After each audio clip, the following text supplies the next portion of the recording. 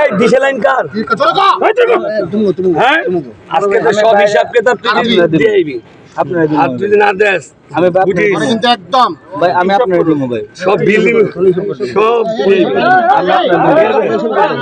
আরে আমি কথা কয়া দিছিলাম সম্মান দিছিলাম একটা জায়গা আনছিলাম দাম দেশতে যদি যদি পিচ্চির এখানে যদি পিড়ি থাকে পিচ্ছি লগে এই অঞ্চল ছাইরা মোহাম্মদপুর যাবি আমি কি ভাই এই অঞ্চল ছাইরা মোহাম্মদপুর যাবি ঠিক আছে একদম দিয়ে দিব ঠিক আছে মনে রাখবো। জামিনে কারাগার থেকে বের হয়ে এভাবেই আবারও প্রকাশ্যে তৎপরতা শুরু করেছে শীর্ষ সন্ত্রাসীরা।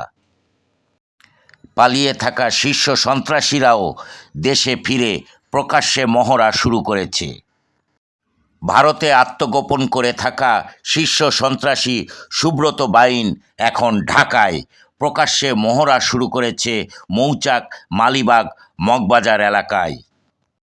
5 আগস্টের আগে ও পরে যেসব শীর্ষ সন্ত্রাসীরা জামিনে ছাড়া পেয়েছে তারা হলো রাজাবাজারের এক সময়ের ডন আসলাম শেখ ওরফে সুইডেন আসলাম, রায়ের বাজারের নাইম আহমেদ ওরফে টিটন, ধানমন্ডির সানজিদুল ইসলাম ইমন ওরফে ইমন, খোরশেদ আলম রাসু ওরফে ফ্রিডম রাসু, কাফরুলের আব্বাস আলী ওরফে কিলার আব্বাস এবং কল্যাণপুরের বিকাশ।